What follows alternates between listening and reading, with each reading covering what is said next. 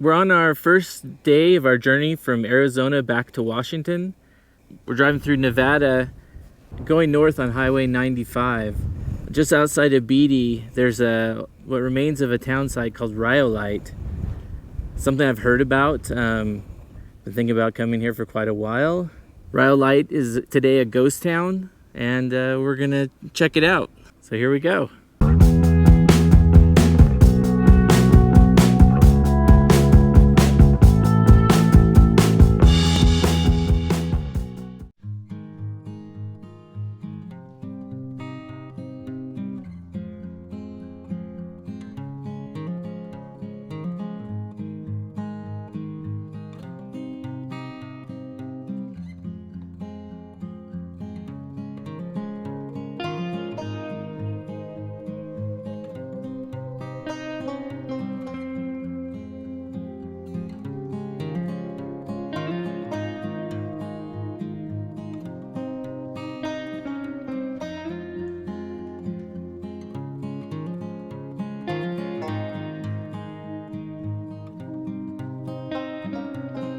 It's hot, but I like the breeze. Mm-hmm.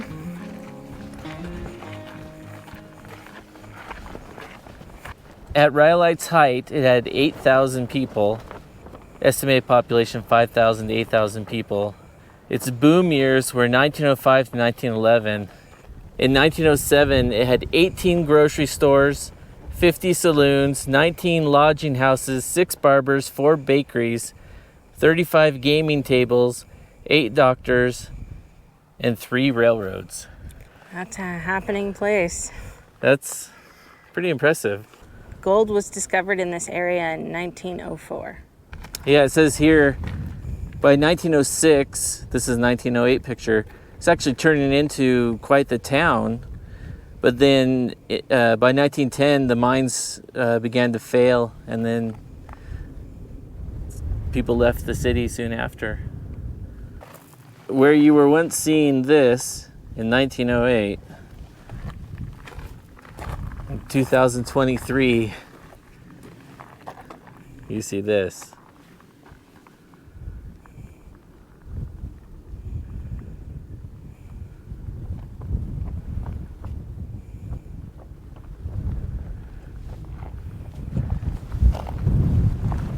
Apparently there's one house remaining.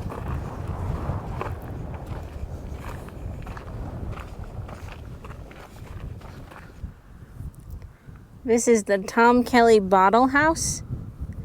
This is one of the few remaining examples of bottle house architecture in the United States. In Nevada, wood was scarce and expensive, so the miners here built their houses with whatever they could, and this is an example of that. It was built in 1906. Tom Kelly was an Australian-born stonemason turned gold miner. And that's who built the house? Yes. He used over 50,000 bottles. But instead of living in the house, he decided to auction it off. The Bennett family lived in the house from 1906 to 1914.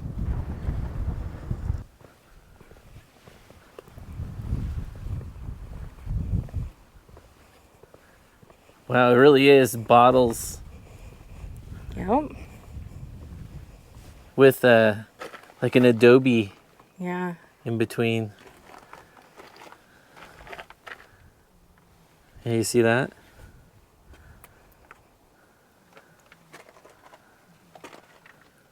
Yeah, I guess he paid, Tom Kelly paid local children for the bottles.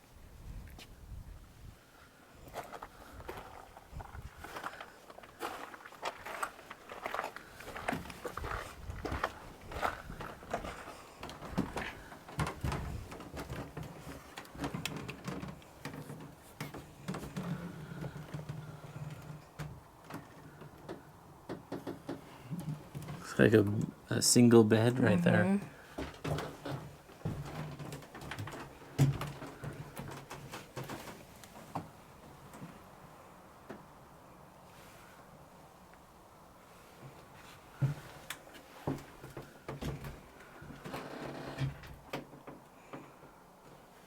Pretty impressive though. So these maker's marks on the bottom of these bottles, can actually use to determine when they were manufactured and by who. You can tell he knew what he was doing, though, the way that he constructed it all. These are almost like coins on the corner of a stone building, how they alternate from big to small. Well, unfortunately it's locked up, but they don't want people getting in there.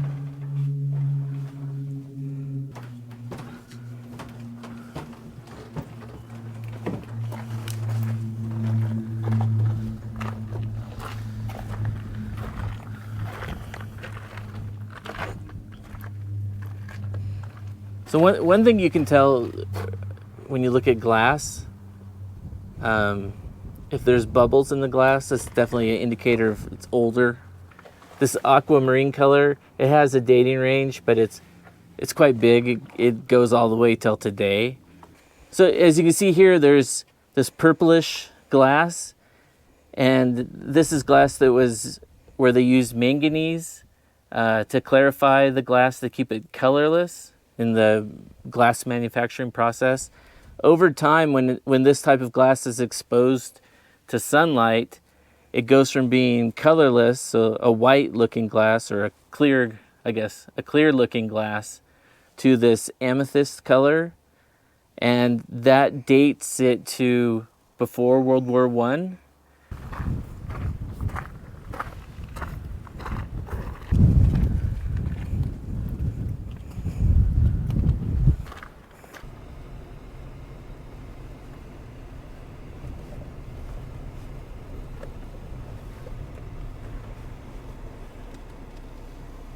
So this is talking about a miners' union hall. I'm not really sure where it was located other than this foundation you see here.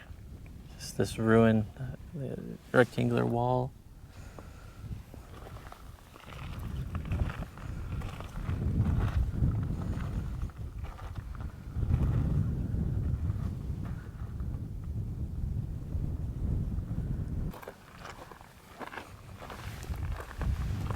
So this is the new public schoolhouse that opened January 1909 but closed in 1911. It's interesting. So in 1909, they really didn't have a feel for the fact the mines were about to expire. They didn't. It was still booming then. Yeah, so these historic pictures here are of the original schoolhouse, the first schoolhouse. Yeah, the wooden one that was built in 1906.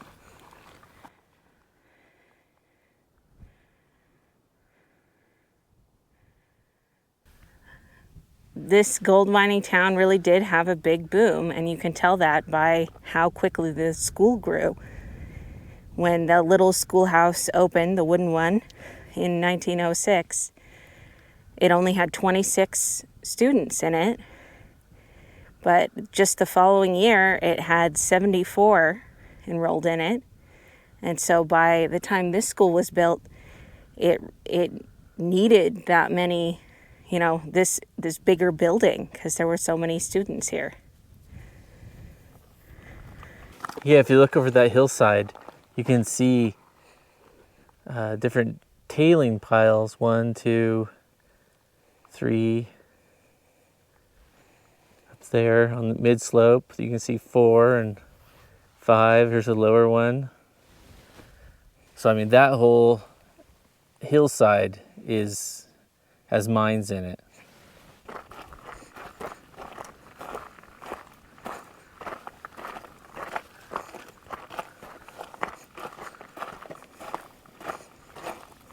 HD and LD Porter, 1906. So this is the Porter Brothers store. So originally, Hiram and Lehman Porter bought a lot on Main Street in 1905 and operated out of a tent, but they soon ran out of room. So they bought a second lot on Golden Street next to many of the other important commercial buildings. And then construction of their new building began in 1906. They used local stone, and it took 4 months at the cost of $10,000. And unfortunately, like everything else, they couldn't maintain their business once the gold disappeared, and they closed in 1919. Apparently, though, this store was really popular because it had the best Christmas display, and it rivaled Christmas displays of ones in department stores in major cities. Now that looks like a vault in the middle there. The Overbury building.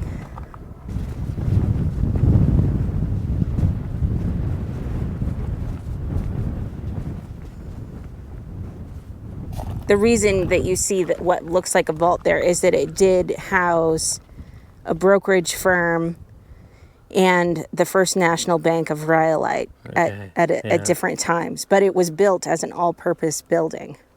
This is what the building originally looked like before it became a ruin.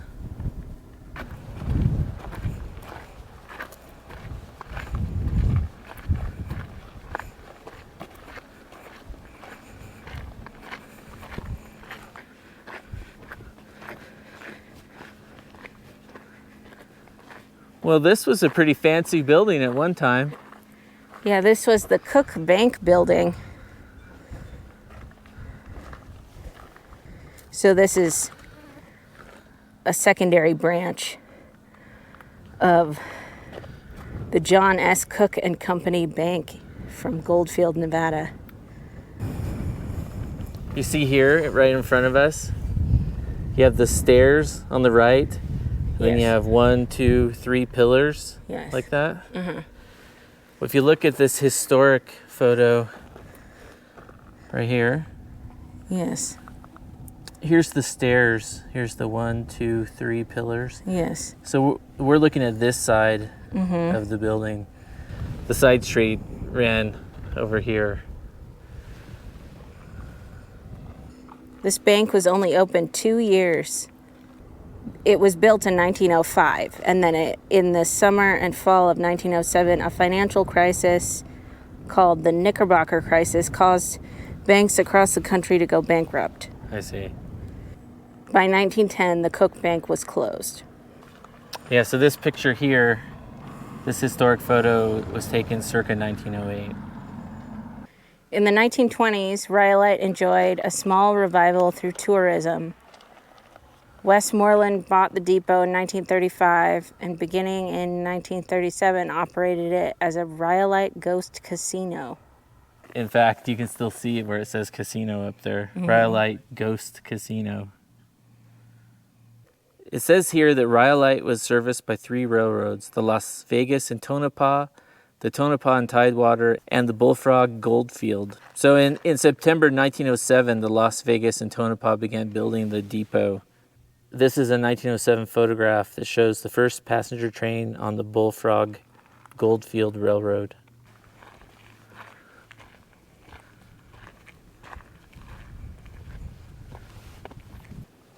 Well, I don't see a no trespassing. It just says warning, 24-hour video surveillance, all activities are monitored.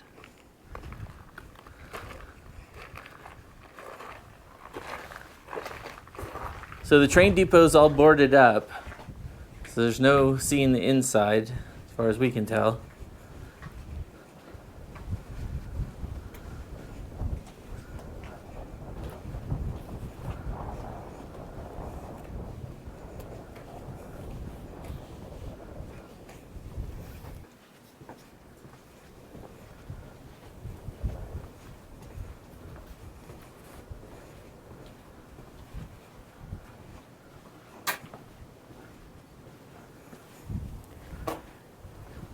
I think passengers would have come down some steps here and boarded a train out here. Yeah, I can only assume there must have been a railroad grade that ran here somewhere. Can't really see any evidence of it at the moment.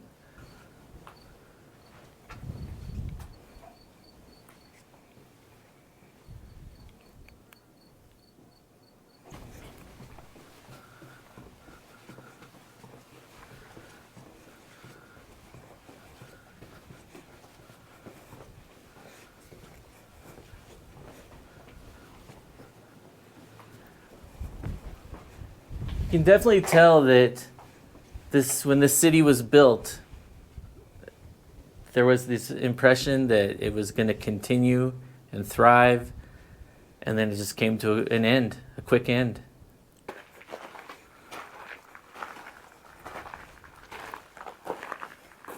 I would love to see the inside, see what kind of original features are still in there.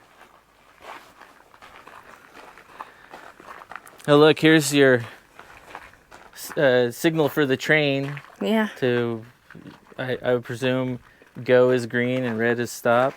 I think so.